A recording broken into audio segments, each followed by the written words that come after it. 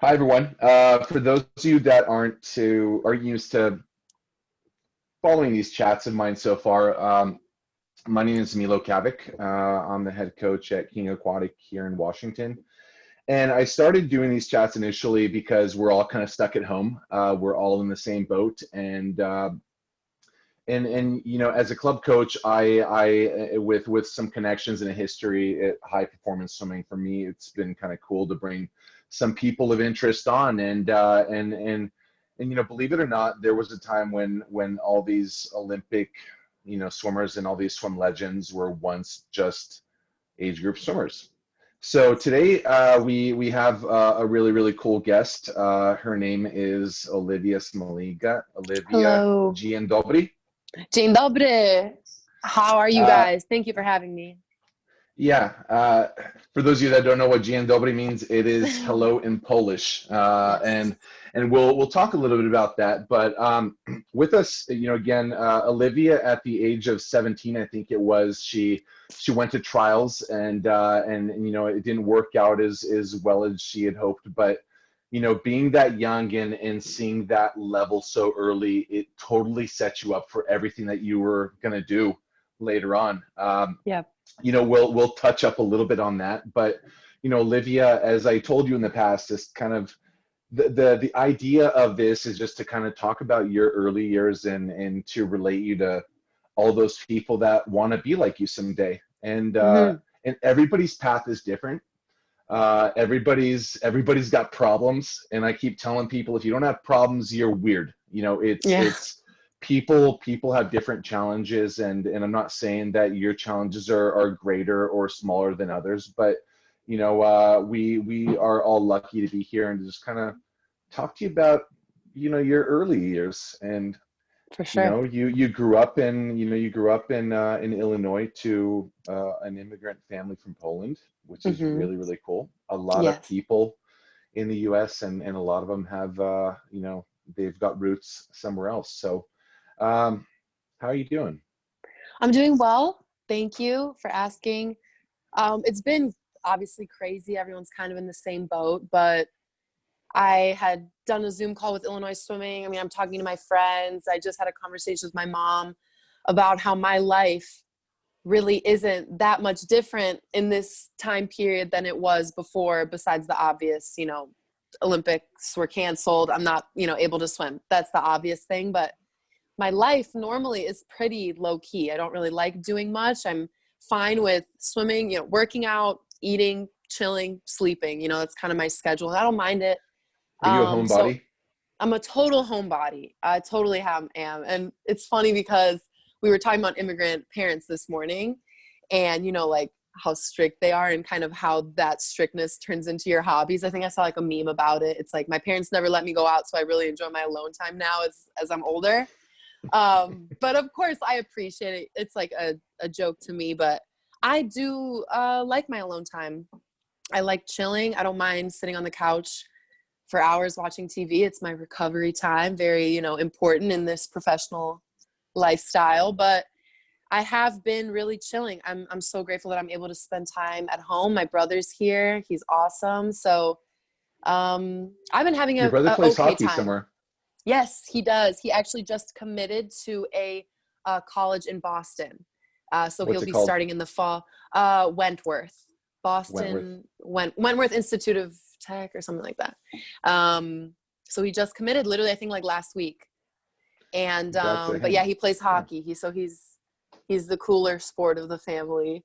But nah, I mean, it's been fine for me. I'm trying to go with the flow as much as possible. I mean, like, all that I can control right now, it's been said over and over again, your attitude, your emotions, and that's Mhm. just what I'm in charge of right now, and I have no problem with it so far. So I've been doing good. Thanks. Before we kind of dive into your earlier days, like I think we all have more time to ourselves Yeah. nowadays. Yeah. It gives us opportunity to kind of reflect on our life and the things that we're doing, and have you had any epiphanies or just any realizations that you weren't able to kind of wrap your Yeah. head around earlier on? Yeah, you know, I've been a pretty reflective person even before all this started. Anyway, so I like to meditate. Like I said, I like my alone time. So that gives you time to think and kind of be with your own thoughts. So I've had epiphanies over the years, probably more in the past maybe 2 years than ever before, because I've been to the bigger competitions, kind of had this experience under my belt. And those experiences do shape me because that's my life right now.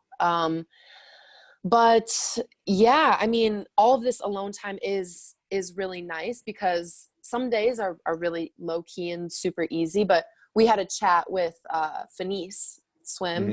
the other week, talking about how I had just had a day where I was feeling so anxious. Like it really kind of overtook, like I felt it in my chest. I was like, what's going on? I just didn't feel like myself. I felt like I wasn't really in control of everything like I normally get to be. And that was just like one moment that I had, but reverting back to all that I had taught myself throughout the years in terms of breathing and relaxing and meditating, being like, you're all right. Like everything's going to be fine. Everything will play out the way it's supposed to play out. And that's, I think, the biggest epiphany I guess I've had. And not only in this time, but throughout my entire life. It's like, whatever's meant to happen will happen.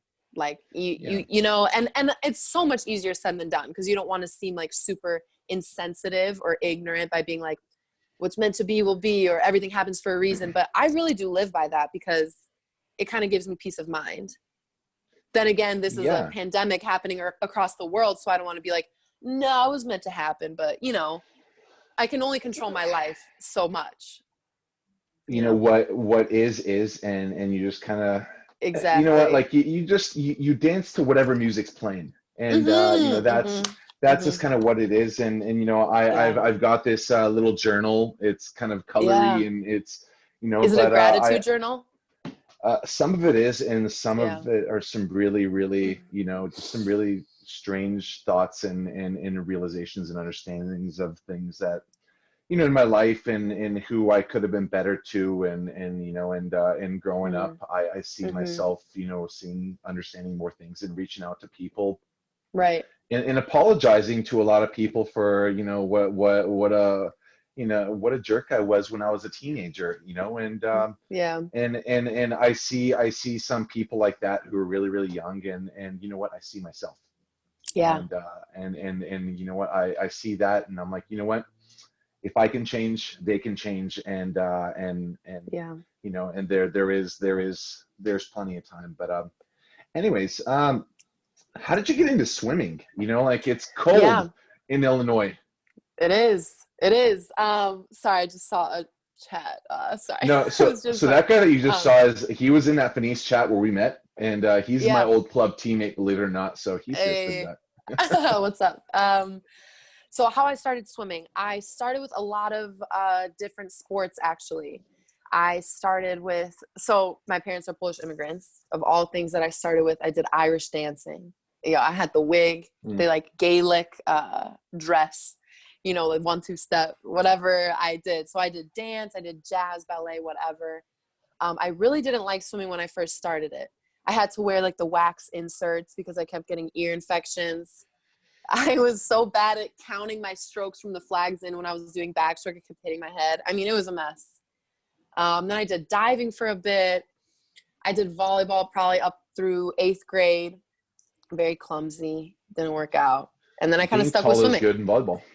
It is. Yeah, I was hitter or whatever, spiker, I don't know. But yeah, I kind of just eventually drew towards swimming mostly because I started getting good at it. When you start to have success with things, you kind of want to stick with it. But I've always had a love for the water. So no matter how many ear infections I got or whatever, I still kind of made my way back. And I love being in the water. So I grew up in Chicago, right? And it has Lake Michigan is about 20 minutes away. So I've always kind of been around water. I like to take baths. You know, when I didn't get a chance to be in the pool, I was taking baths. Like during this whole quarantine time, I was like, I just want to feel like normal again or something, like feel for the water, how people say. But yeah, I think around probably 8th grade, I started to take swimming seriously, maybe like my freshman year of high school. It's like what I decided I wanted to do. And it was Sort of through late. watching That's pretty late. cool. Yeah, late. And kind of sort of through watching my idols on TV and just being like, yep, I want to do that. I think in 2004, so about 16 years ago, so I was about 10, is when I kind of started on my first club team. And 2004 was when I watched Natalie Coughlin in the Olympics, one of my biggest idols. But yeah, I didn't really get serious. I really wasn't good until I was like probably a sophomore in high school.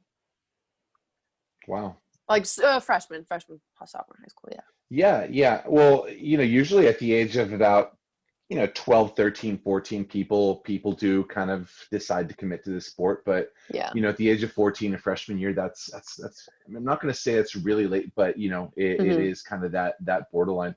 We've got a couple of athletes that moved to club swimming from the YMCA thing, and YMCAs here on the West Coast aren't as big as they are on the East Coast. But,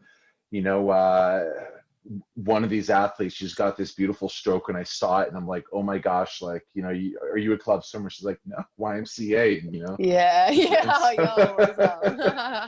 no, Yeah. but yeah, wow. So Irish dancing. Yeah. Did you ever use that in the ready room or at a school dance to psych people out? No, I don't think my moves were very good. But I don't know. I'm not much of a psych out type of person. I kind of, again, keep to myself. I listen to music and I psych myself up rather than psyching people out.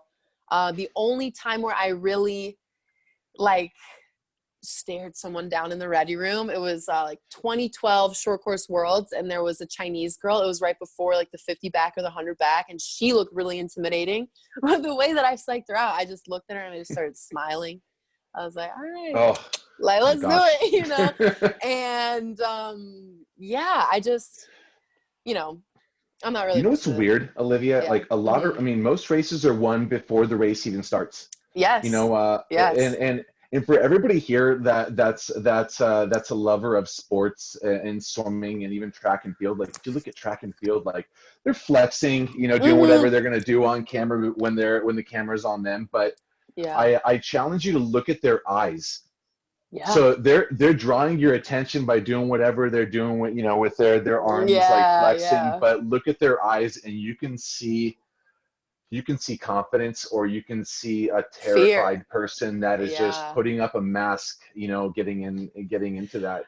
Yeah, that's why I don't want to do too much. I don't want to give all my emotions away. I don't want to be, acting crazy or like super cocky in the ready room and then it doesn't work out for me or something like that. But at the same time, the race, like you said, maybe run in the ready room. So if you want to win in the ready room already. It's not, what you do before. You have that mentality. And my buddy, Chase Kalish, I'm sure you guys know, I am a really great IMer. His sister swam at LSU when I was there. Yep. His mental game is unbelievable. I mean, he stares people down in the ready room. He will be like, I just get in their heads. And I'm just like, I don't do, maybe it's like a guy thing. But no, he definitely has that mental capacity that people just show in different ways. So he just shows it in a different way. But he has taught me a lot because he's just like ruthless, mentally. I would argue that people get lost in his blue eyes. Not I, but yeah. No, he's I spoke to him once, and he's just one of those people. He's like, if I don't swim 7.5K per session, like I don't feel confident going into races. So he's one of those people that does the work and lets the work give him his confidence. And some of the foreign IM is no joke. You don't do that unless you're cannot relate. So clearly, you kind of said, you didn't really buy into the sport until you were 14. Were you good, when you kind of started? I mean, I know you did like other sports, you did the dancing, you did the volleyball and whatever else, but, was it obvious from kind of the beginning that you could have been good or that you were good? No, it wasn't obvious from the beginning. I'd say probably about 3 years into me believing and wanting to achieve something, then I started to slowly see myself achieve really cool things, like high school state my sophomore year. I think I won one event, and then the next year I won 2 or 3, and then it just kind of kept going up and up.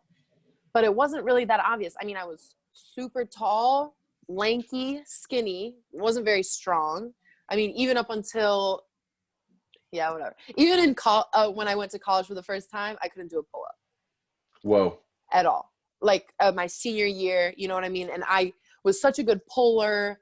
I could not do a pull-up. Yeah. I mean, I went into, and we had like a test as a freshman in college, and I was so embarrassed because I couldn't do it. I went down to do a push-up, and I just stayed there. Like, tried to even push myself up. But I had accomplished so much. I mean, you know, I was at Olympic you had trials already. Stuff. Yeah. Yeah, exactly. So, you know. I can imagine kind of the gravity of expectations, here's somebody that, that went to trials as a 17-year-old, and yeah, here they are, she's going to do big things. I mean, were you 6'2" when you came into school, or did you grow into that height, yeah, throughout college? I think I maybe like grew an inch in college, but I was well over 6 foot when I was a freshman. So I was tall. Yeah. I was tall. That is the only intimidating factor that I probably use. I definitely walk with confidence because I'm tall, because my height kind of gives me that, for me personally, an advantage. It just makes me feel cool. So if there are any tall girls, in this chat, don't be ashamed of your height. But then again, shorter people have beat me. So, it's just, that's kind of what I like about myself. I like being tall. To fast forward, just for everyone to know, like, when you're a teenager in club swimming, like, height, it really makes a big difference. But at the college level, I found that, that if they're there and they're a guy and they're under 5'10", like, there is something to them.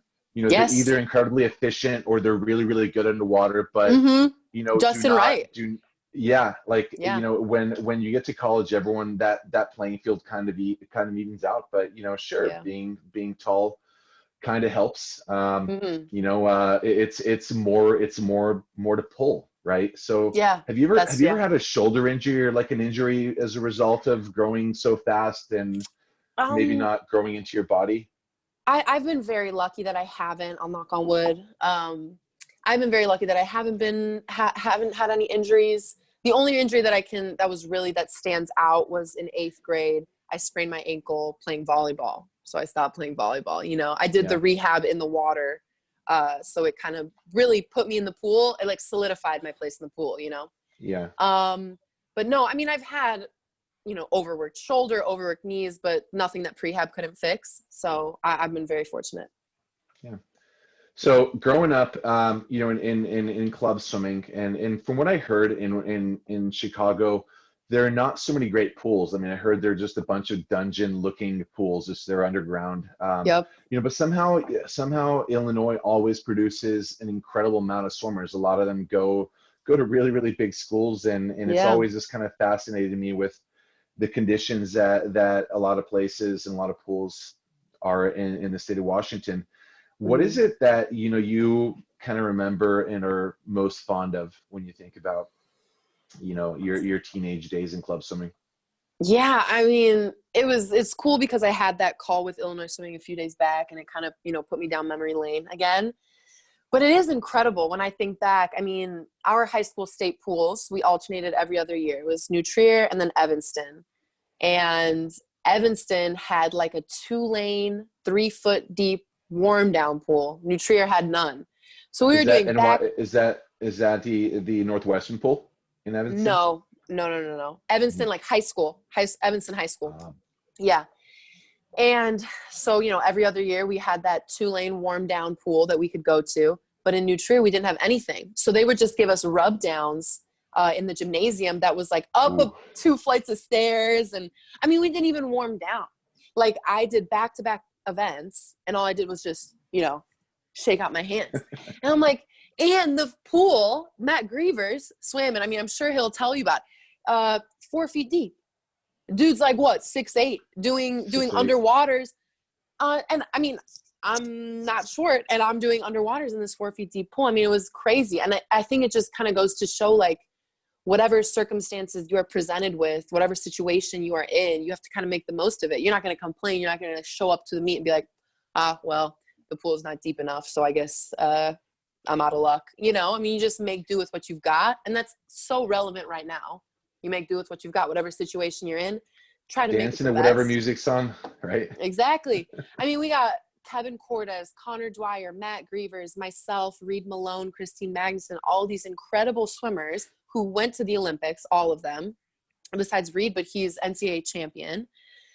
I mean, so, you know, not too shabby, no matter what circumstances we were kind of in. I guess maybe it helped us, maybe it helped us grow in some way, but I mean, I have so many cool memories, just working hard and really, like, when you're younger, you believe that anything is possible, and that should never change no matter how old you get.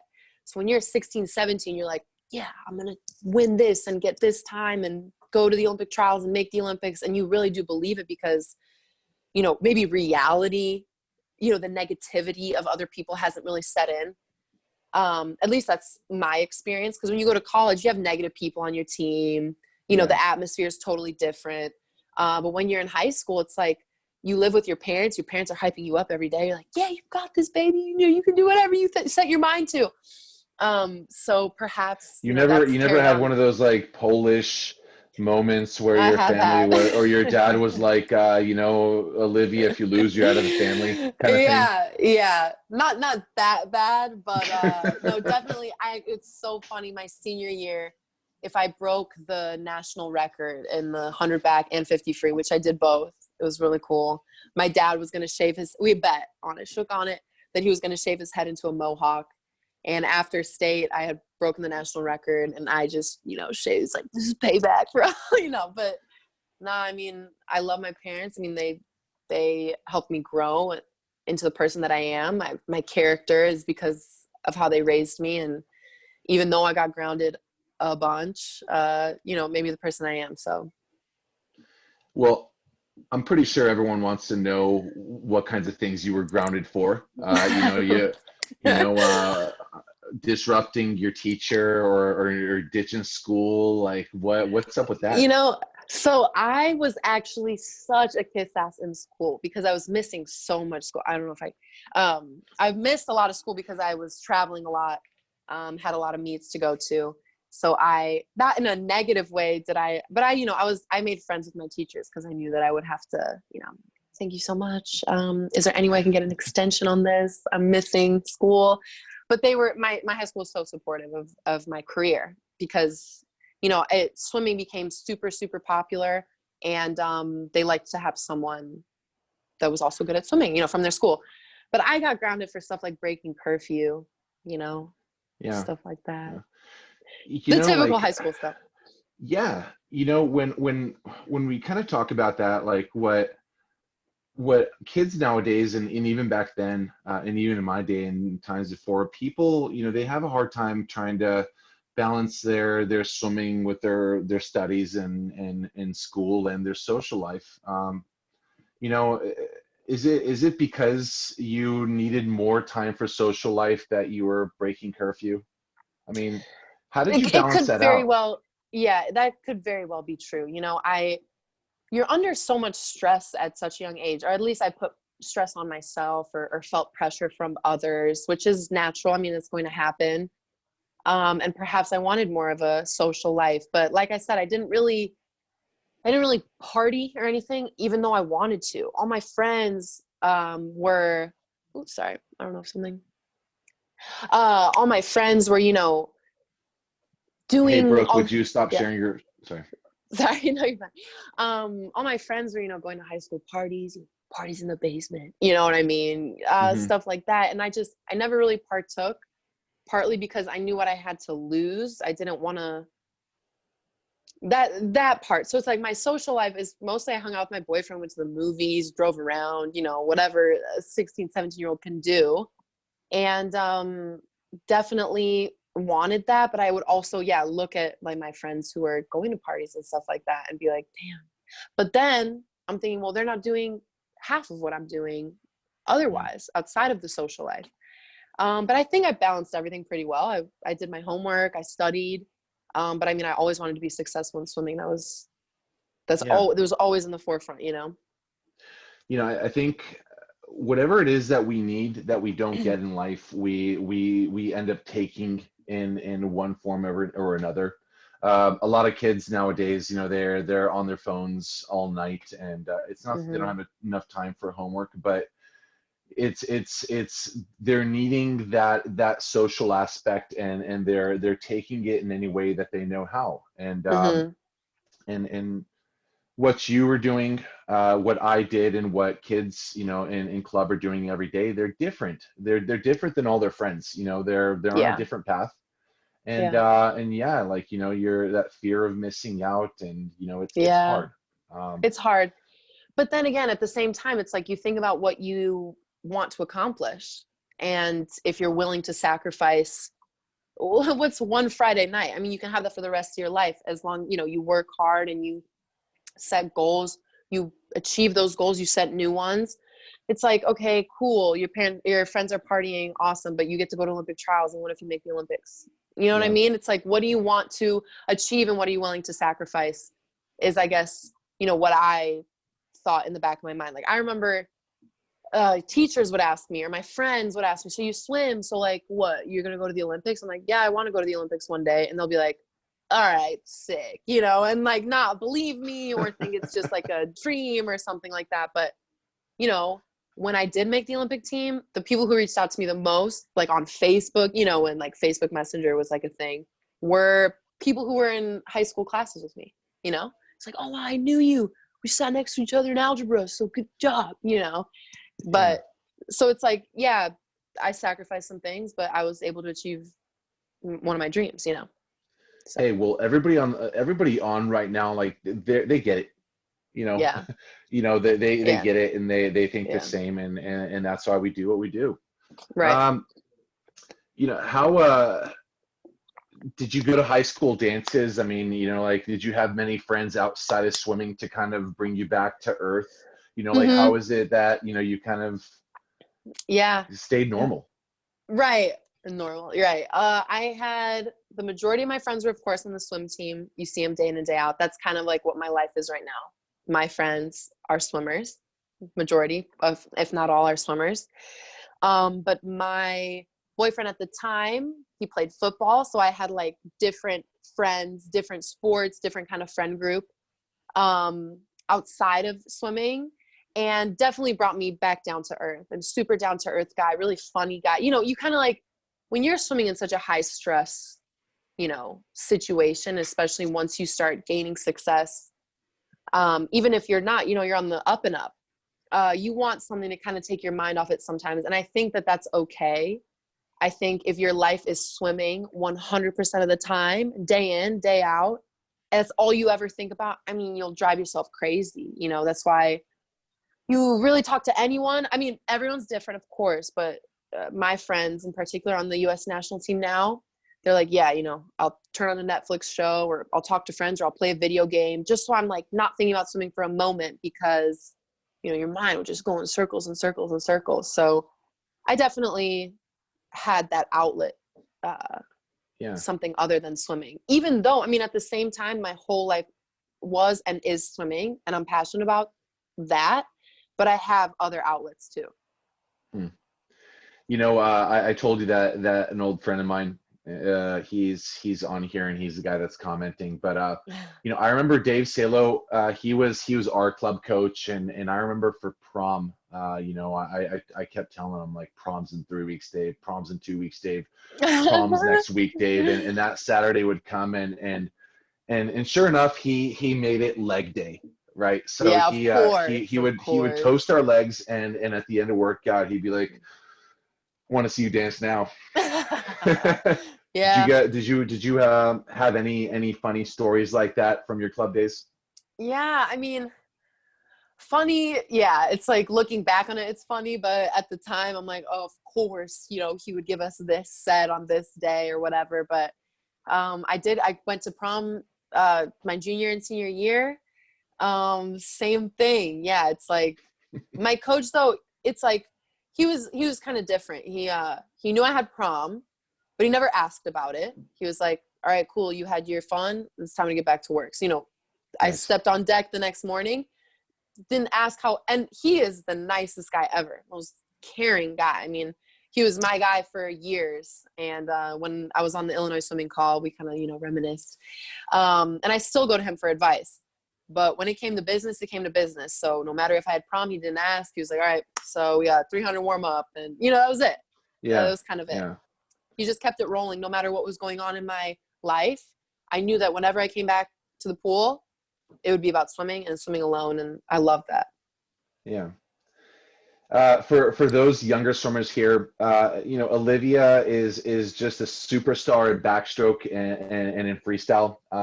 Olivia, you've had so many medals down the road, and you know, I want to hear a little bit about your college experience and, you know, why Georgia of all the possible schools, and you know, and one thing that I really like to ask, which is kind of hard with you, is you know, in a relay, do you prefer to lead or do you prefer to chase? You know, it's kind of helping us gauge what your swimming DNA is like. But let's kind of first start with you know, Georgia. You know, why Georgia? Sure. And there's a lot of reasons, but why? A lot of reasons. So when I was doing my whole college process, the 3 schools that I looked at were Southern Cal, Texas, and Georgia. And I chose Georgia. I think mostly what it came down to was Jack Bowerly, my head coach, Brian Smith, assistant sprint coach. They came to my house here in Chicago, and they were like, we're going to win national championships, and we make Olympians here. I mean, he said that, and he said it with such conviction. And I was like, well, this is all I want. You know, I really believed in that. But, you know, on top of all of that, it's like the Southern hospitality. They were so kind. And, you know, I think you look for a leader figure, father figure, maybe in a coach that you're going to be around all the time. And I kind of felt very comfortable with him, with Jack and with Brian. It felt like family to me. So I really like that. Well, he came to your house. I mean, you know, he came into your family that day, right? They came to my family that day, and it just clicked, and it was really awesome. But I just looked at the success of their college team. I mean, how can you kind of go wrong when you see banners upon banners upon banners on deck when you walk onto Georgia? It's a pretty sweet pool too. Pretty sweet pool, really sweet pool. But in terms of relays, I really did anything that the coach asked me to do. Whatever he wanted, I was there. I do like to lead, probably because that's the only place that they put me on. When I was leading off in freestyle, when I was doing freestyle, I was leading off, and backstroke obviously is the first leg. But then again, I chased in high school, so I was always anchor in high school. But I guess I like both. Yeah. Yeah. And again, you know, you've won the gold medal at the World Championships in the 50 backstroke. You know, you know, you're just so good in the freestyle. So with someone like you, is kind of a cool question, just because, you know, you want her to lead, but you know, if your team needs you to go third or fourth, and you guys are going to be a little behind, does it motivate you to swim faster when you guys are losing, or I like to say that I love to lead just because I felt like a dog was chasing me, and as a result, I would always swim faster. Right. I see both sides. I like both ways. So definitely, you know, you're just like shot out of a cannon. You want to do the best for your team so that you can give them the lead to the best of your ability. So that's always fun. But yeah, third or fourth, I mean, then you get in the race. I mean, then your heart really gets racing. It's pumping, you know, maybe it's a little bit staggered and you have to do some catching up or whatever it may be. But both ways are super fun. And I think that every swimmer should be in both of those positions, because, you know, incredible things can happen on the end of a relay, you know, even if you're behind. So yeah, I mean, I guess I like both. No, that's cool. Hey, so how about we slowly open this up to some questions? Sure. Please write out your questions, and I'll read I'll call on you to read the question to Olivia yourself. While we're waiting for those questions to come in, Olivia, what was it like to beat your hero? You know, I mean, I was at Cal. You know, the guy that's writing to us, Jeff, you know, Zio, he also swam at Cal with me after swimming club, and we swam with Natalie. Like, we know Natalie. Yeah, I know. But what was it like for you to grow up looking up to her, and then to you know, to beat her and Missy Franklin? Yeah, You know, really trials? cool. It's cool. You know, I kind of don't really think that I thought about it that way when trials was happening. You know, it's not like, oh, Natalie Coughlin, Missy, they're next to me. You know, in 2016, oh, they're next to me. And that name perhaps intimidated me more in 2012 when I was younger. But in 2016, I was like, yo, I want to make the Olympic team. So although you guys are renowned, world-class, history-making swimmers, I have to treat everyone as everyone else, you know, just racing whoever I need to race or beat to win. But I mean, I have story. I remember everything precisely about every single interaction I had with Natalie Coughlin. I mean, she was it. I had posters of her in my room. Again, like I said, I watched her in 2004 Olympics and beyond, of course. In 2012, I had done my nails gold, like sparkles, in the ready room. And I'm sitting, and she's sitting next to me, and she's just like, I love your nails. So cute. And I was like, you know, you freak out because this is your idol talking to you about right before you're about to race her. Then in 2015, then in 2015, we had Pan American Championships. And so we were both on the same team together. So that was the first time I was ever really on a team with Natalie. And it ended up first and last time. And I remember eating lunch right next to her, like how we are sitting right now.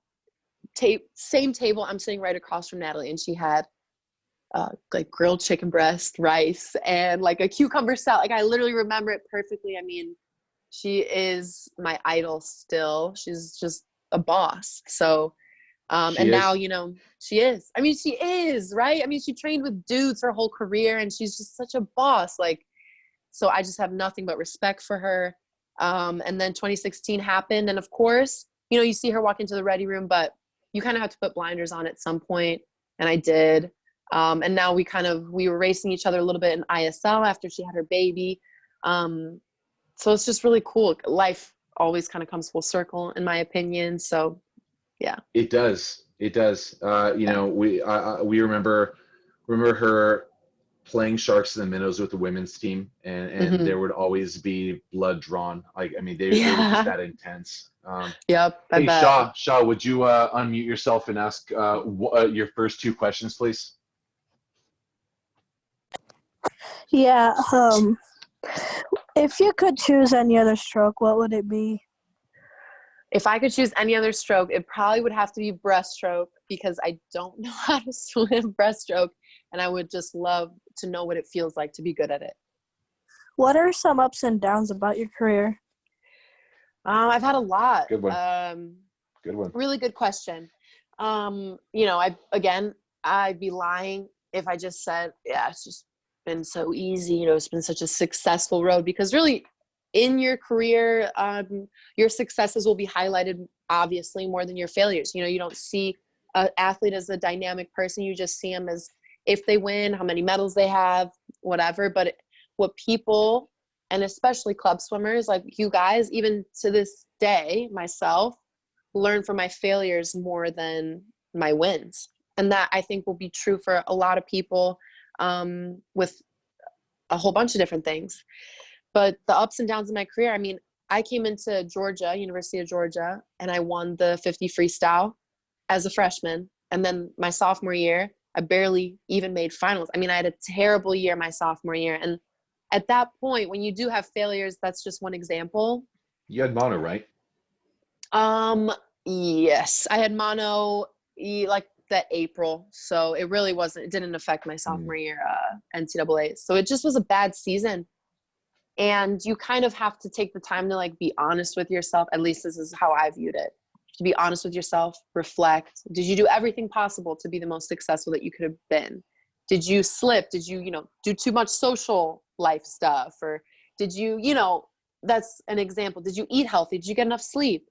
I think it's kind of, you have to look in the mirror and be like, well, if you did everything you could, that's all right.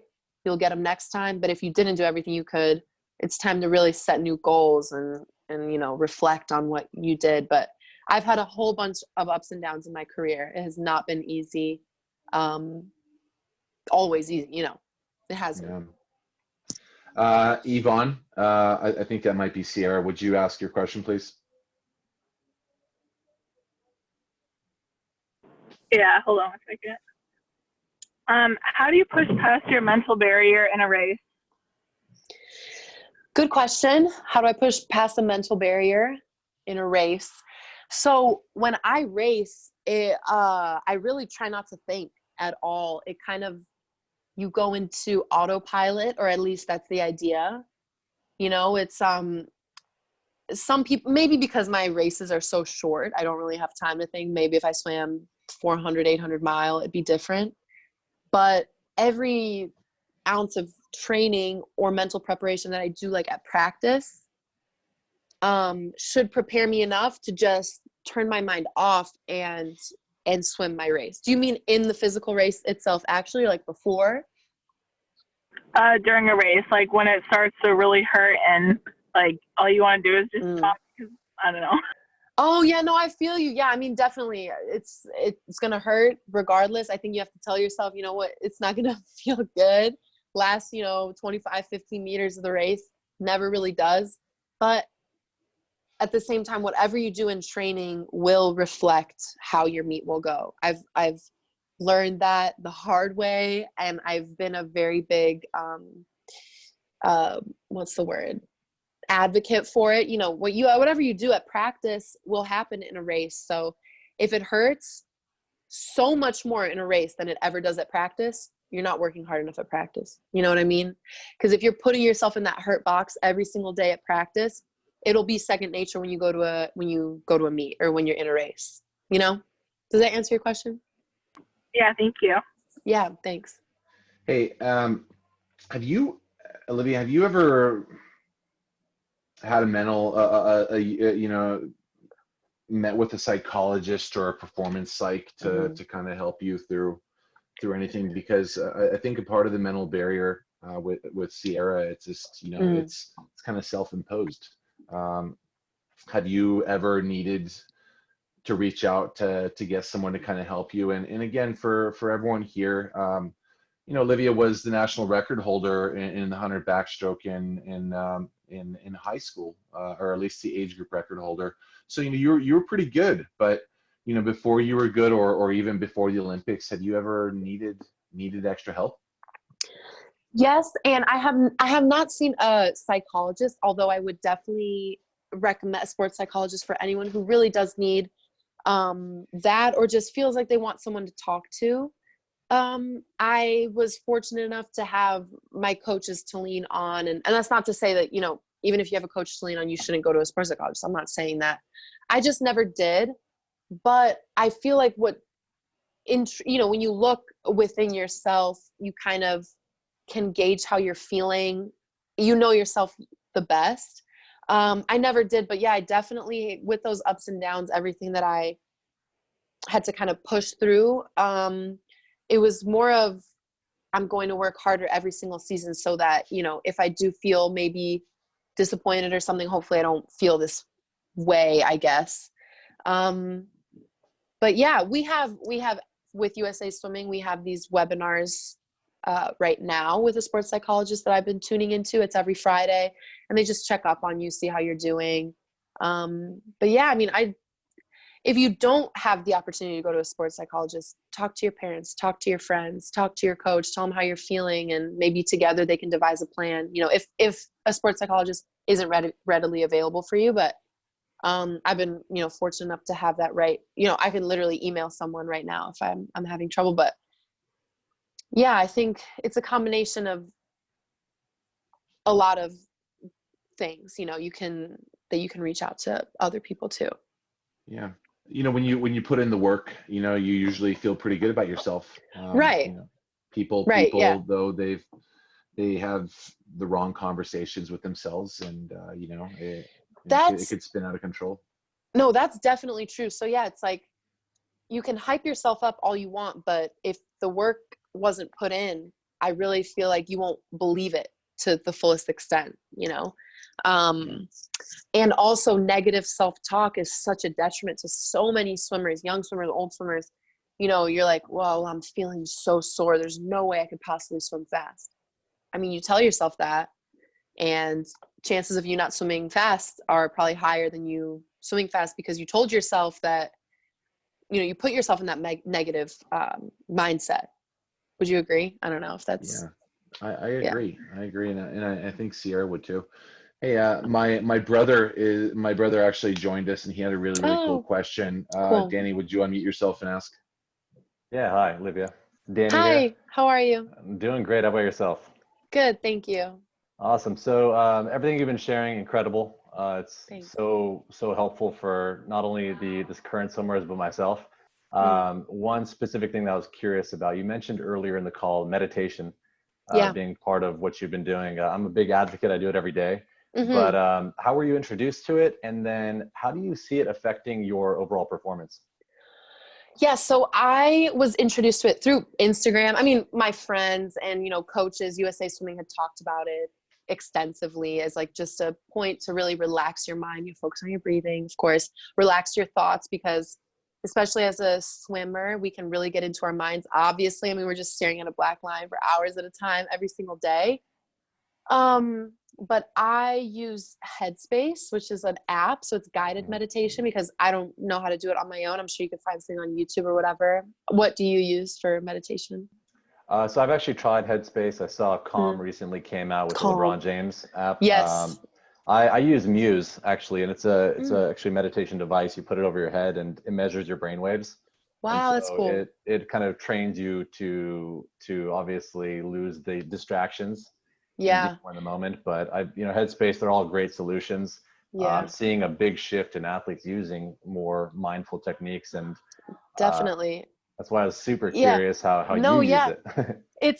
So I use it when I had that, I don't know if you're in the beginning of the call where I said I had that really anxious moment. I took probably an hour of just really focusing on my breathing to calm myself down. But in my life, just aside from swimming, or especially in this time where there's so little that we can really control, it's helped me, like you said, focus on the present, be mindful on the present. You focus on your breath in meditation, and that is like the most present thing happening in that moment. But yeah, I think it's just helped me relax a lot more, not be too stressed out, really go with the flow as much as possible, and know that down the road, when pools start to open, when everything starts to get going, that'll happen eventually. And when it does, everything's going to be all right. I don't know if it's like too, laid back or hippie or whatever, but that's kind of how it's helped me. Yeah. Perfect. Yeah. I really appreciate that. That's amazing. Thanks. My old teammate Jeff, he said breath is life, and Yes. and I agree. Couldn't agree more. If you can just focus on the breath, it helps. Mm-hmm. There was a really good question from one of our swimmers, Shaw, and he also probably asked every question that came to mind. But one of them was, music. Did you listen to music before you raced? And was it a type of music? Was it the same playlist? Like, how does music do with you? I love listening to music. I'm always have my headphones in the ready room, even before my warm up at a meet. I love listening to rap, like anything that has a really hard beat, anything that'll get me psyched up and hyped and like really cocky. That's kind of what I listen to. But that also helps me. I mean, maybe not, I'm not trying to compare listening to music or like listening to, heavy hip hop to meditation. I'm not, but it helps you, focus in on just your mind. And when I listen to music is the time where I visualize my race. I'll close my eyes, before I warm up, or even in the hotel or whatever dorm we're staying at. I'll close my eyes, I'll visualize the race, and I'm listening to music that's like telling me that I'm amazing, you're a boss or whatever. And I'll visualize the race. I'll visualize myself winning. I'll visualize myself celebrating. And that always helps me. But I have friends who listen to really calming music because their nerves get the best of them. So they'll listen to reggae or like really slow EDM, just like to calm themselves down. So everyone's different, but I like rap. You have to know your personality. Like Sure. if you, like you, I had to listen to some hard rap. I mean, the first I had a playlist. It was the same playlist that I listened to, I think, for a good 8 years, and I would adjust the playlist throughout the years, knowing like the waves of emotions that I would go through. But the first song was always Young Jock. it's going down. Right, and I don't know if you know that song, but taking the It's hood, going it's going down. down. Yeah, Yeah. like wherever you want, it's gonna go down. And I think Yep. with what you said, it's putting you in a place of confidence, like Yep. wherever, whenever, it's gonna go down. And I think that's really, really important. Yeah, definitely. Definitely. Hey Taya, would you unmute yourself and ask your question? What is your favorite swim meet you have ever gone to? That I get asked that so often, and it's really It's not hard always to the Olympics, I answer. bet. No, it wasn't. It really wasn't. Of course, that's like, of course, got to be my top 5. But high school state was one of my most favorite meets. The way that they set up Illinois high school state, even all the meets I've been to, I'm just a nerd to go back to high school about it. But the way that they set it up, I mean, it's a total fire hazard, I'm sure, but it's 3-way seating. And the stands are packed. I mean, it's the loudest meet I have ever been to, with the exception of the Olympics, when like a Brazilian would walk out in Rio, or Worlds was pretty loud, I guess. But this was just, when you're 17, I mean, it's like the coolest thing. So super, super loud. And then, they say quiet for the start, and you can't even hear but the water, going to the gutters. Really cool meet. That was one of my favorites. It's a pretty soothing SECs. sound. Yes. That Yeah. water You're like, going to the gutters. Yeah. yeah, and then you're just about to go like on a rampage. But then another meet that I really enjoyed was SECs in college, because we got to be with both the guys and the girls. SECs is the only conference that does that, where both men and women teams are together. And that's really cool, because you just get to be with your team. You put in this work all season long, and you just get to hype each other up and really just believe that anything can happen. And when you see one teammate doing great, it's this momentum. It's like a trickle down Snowball effect. effect. Snowball effect. Yes. You see one of your teammates doing well, and you're like, well, I'm going to score points for my team now. And, same thing went for NCAAs. Same thing goes for any USA meet that I've been to. Because you just want to be in this team that works hard, and it's just time to show off. That's kind of how I see it. I love the fact that you force that team aspect and the importance. It's so important. Oh my gosh, it is. Hey, we have 2 more questions. I'm gonna have the last question, but jogging through some of the questions, we got a really, really good one from someone that came on board, Andre Salvatino. Would you unmute yourself and ask the question you had, please? Hey Liv, how you doing? Good. How are you? Okay, my question. Fine, thanks. Which event were you more nervous, Olympic trials or Rio and 100 back? Could you give us some tips on how you handle pre-meet stress? Sure. So I definitely was more stressed out before Olympic trials, because I wanted to make the team. I wanted to make the Olympic team. And that being, my ultimate or biggest goal at the time was everything to me. So I was totally stressed. I mean, I didn't sleep. We have, when we go to the bigger meets, it's prelims, then semifinals in the same day. And then the next whole following day is finals. So you have this entire day of like stress. You're in your head. And definitely one of my most stressful days of my life, I think. And then when I finally made the team, so grateful to have made the team, it was like I didn't set goals for when I made the team to go to the Olympics. So it's like I made the team and I was like, okay, well, now what? I didn't think too far ahead. And I kind of had this really weird feeling at the Olympics where I was like, I made the team, but I'm like, what am I doing here? I just didn't think too far into the future past making the team itself. So hopefully, next time around, I'm setting goals further and further and further than just trials themselves. But how I handle stress is inevitable. I, in fact, like the stress. I like having, butterflies in my stomach. Then I'm like really jacked up and I'm ready to go. But I listen to music, or I try to meditate always before I either jump in to the water before backstroke or get up behind the blocks for freestyle, I'll take 3 deep breaths. And that's like my one moment of calm before the race. But stress, I try not to have as much as excitement, because stress is like, oh, maybe I didn't, do everything that I could in the season. Like when you put in all the work, you shouldn't be stressed. You should just be like ready to go. But it's inevitable nonetheless, I think. It helps you. It helps you. And Yeah. and You're and welcome. that thing, I mean, it's common.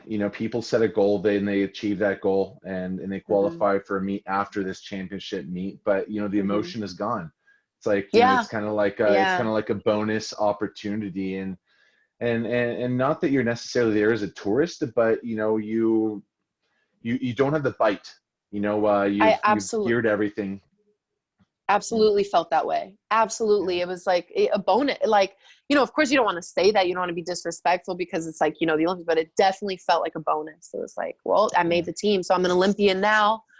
But I guess, we'll go to the Olympics. And I hate to say it that way because it was like the best thing, but I just didn't think that far into the future. Yeah. You're human.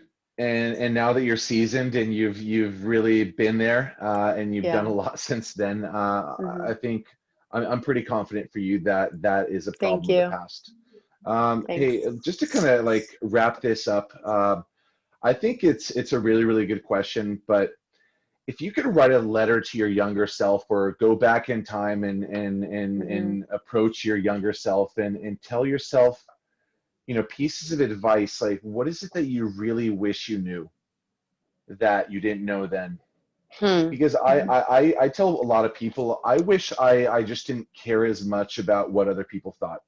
And that was something that's drained me, the energy that I gave to making other people happy or worrying about what other people thought. What is it that for you, what is it that you kind of wish you would have benefited from the most if you just had yourself in the future come and say, hey, Yeah, I mean, I don't know if I said this on the Finis call that we were on. I had like this moment probably a couple months ago, very recent, where I was like, oh my God, 10 years ago, I was 15. What would my 15-year-old self think of what I have accomplished now? So all the disappointments that I may have felt or may have thought that I felt, it's like, what would she think though? After all this time, all that you've accomplished, like, it just made me so grateful for everything that I have gone through up until this point. If I told my 15-year-old self that I'd be world champion, went to the Olympics, I mean, I would cry of happiness. So it's like those little things that you appreciate, so not little things, but you appreciate them so much more when you're younger. But then when you get to this level, it's like, yeah, I did it, on to the next one. Yeah, I did it, on to the next one, rather than taking the moment to really reflect and be grateful. But what I would tell my 15-year-old self is that everything will work itself out if you keep working hard. Make sure that you never stop working hard. Don't even take a breath. Like, rest when is important. Rest is important, and take the rest when is necessary. But just keep grinding and like don't stop, because that's awesome. It's you have your whole rest of your life to live. When I'm no longer athletically capable of doing the things that I'm doing right now, as a young adult, then I can rest and do whatever I want. But up until then, just keep grinding, and don't quit. I had a really good question on my Illinois seminar, Zoom call. What happens if you plateau? So your times, they're not changing season after season. And a lot of people want to give up when that happens. So there are two things that I had said. It was, if you plateau, it's the time to, look yourself in the mirror, say, what can I be doing better? What can I be working at more that will help me be successful? And and the second part of that is, if you are doing everything possible to be successful, if you are working as hard as possible and you plateau one season, second season, third season, you might just have your breakthrough that fourth season. So don't stop, just keep going. Sometimes it's not your time to shine. Sometimes you have to gain more experience so that you're even more successful than you could have ever imagined of being. But just don't give up. If this is something that you really want to do, just do not give up. That's what I would tell myself.